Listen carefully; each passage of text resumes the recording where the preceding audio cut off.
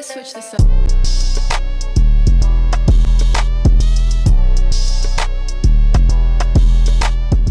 Y'all, let me tell you about how I became the queen of high school gossip and then lost my crown in the most embarrassing way possible.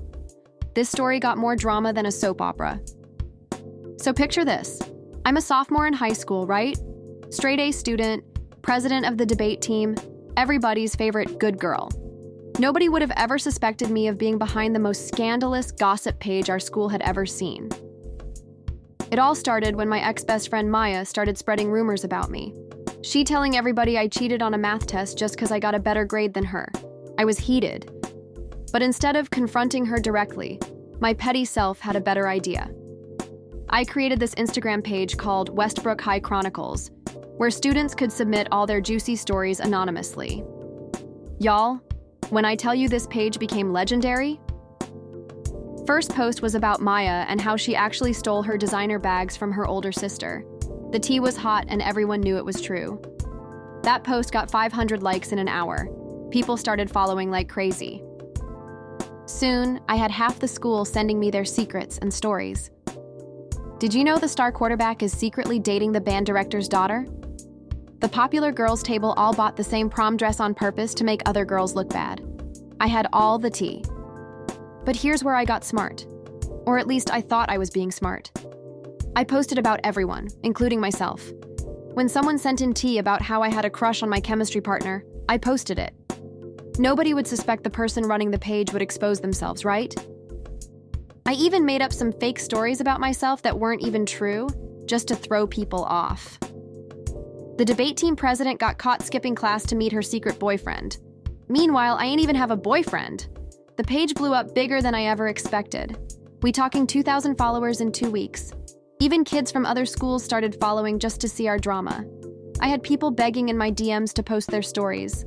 But here's where I got too cocky. I started doing these Tea Time Tuesday live sessions where I'd reveal the biggest secrets of the week. I used this voice modifier app to sound different and everything. Had the whole school tuning in every Tuesday at 8 p.m. sharp. One Tuesday, I'm doing my live session from my bedroom. Got my ring light set up, voice modifier on point, talking about how the cheerleaders all failed their drug tests before championships.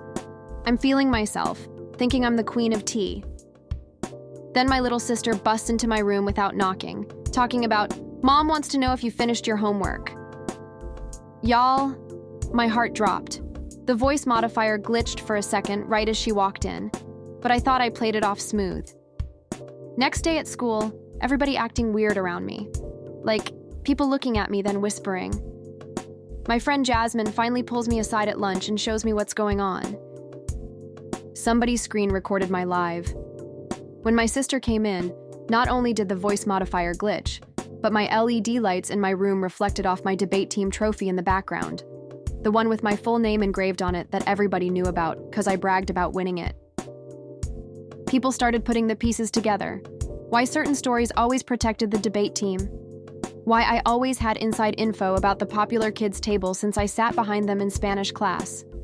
Why some posts used words that only I would use. Apparently nobody else says furthermore in casual conversation. The exposure was brutal. Principal called me to the office. Maya was looking like the cat that ate the canary. The cheerleading squad was out for blood after that drug test story. Even my chemistry partner stopped talking to me because of that fake crush story I posted about myself. But y'all, the real drama started when people began sending screenshots of their DMs with the page. See, in my messy era, I had been giving different people different pieces of exclusive tea, telling each of them they were the only ones who knew the truth. The football team found out I was the one who exposed their secret party that got them suspended from 3 games. The drama club realized I leaked their entire spring musical casting list before it was official. And don't even get me started on what happened when the student council discovered I exposed their homecoming budget scandal. My phone was blowing up. Instagram notifications, text messages, Snapchats, everybody wanted answers. The page had gotten so big that even local news stations were trying to contact the school about social media harassment. Then somebody, and I'm pretty sure it was Maya, made a whole new Instagram page called Exposing the Chronicles, where they posted all their evidence about me running the account. They had screenshots, voice comparisons from my debate speeches, Pictures of my bedroom from other people's Snapchat stories showing the same LED lights. But the worst part? Remember all them fake stories I posted about myself to throw people off? People started fact-checking everything. They figured out I made up stuff about other people too. So now everybody was mad, either because I exposed their real secrets or because I made up fake ones about them.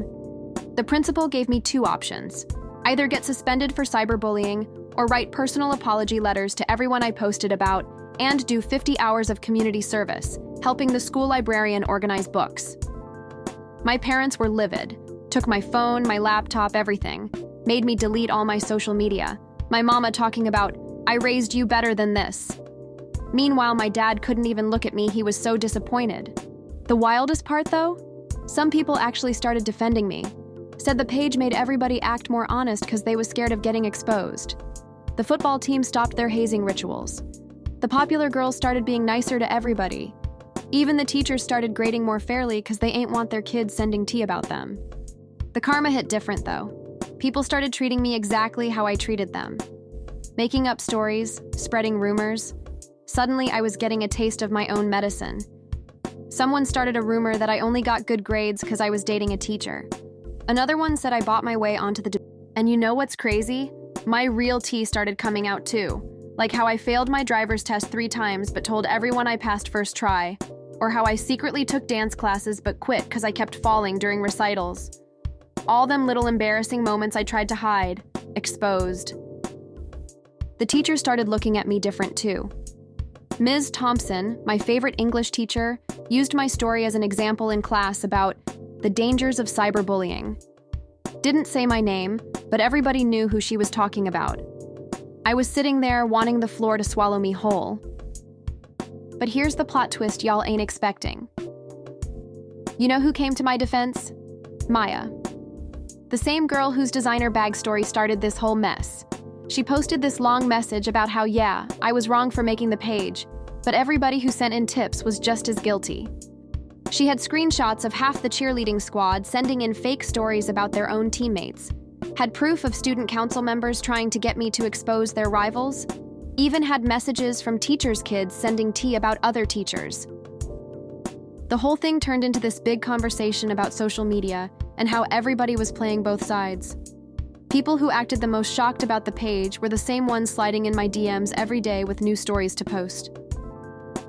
During my 50 hours in the library, I found out the librarian, Mrs. Jenkins, used to read every single post on my page. Said it helped her understand what the students were going through. She even admitted some of the tea helped her catch students cheating in the library. By the time senior year rolled around, it became one of them legendary school stories. New students would hear about the Chronicles and how it changed everything. Some people even said the page made the school better because everybody started being more real with each other. I graduated with straight A's, still got into my dream college, and believe it or not, ended up becoming friends with some of the people I exposed. Maya and I even laugh about it now. She admitted her sister did give her those bags. She just ain't want nobody to know. These days, when people ask me about the T-Page era, I ain't even embarrassed no more. Like, yeah, I was messy for that, but who wasn't messy in high school? The difference is I just put everybody's mess on Front Street. Looking back, running that page taught me more than any class ever did. I learned how quick people will throw you under the bus to save themselves. Learned that everybody got secrets they trying to hide. And most importantly, learned that karma don't miss nobody's address. She gonna find you Funny enough, I'm in college now majoring in communications with a focus on social media management. When I told my advisor about my high school T-Page during orientation, she laughed and said I was ahead of the game. Said what I did was basically viral marketing, just used for chaos instead of business. My little sister started high school this year, and you know what she told me? They still talk about my page. The teachers use it as an example during their social media responsibility presentations. Some kids even tried to make their own version, but it flopped because they ain't have my storytelling skills.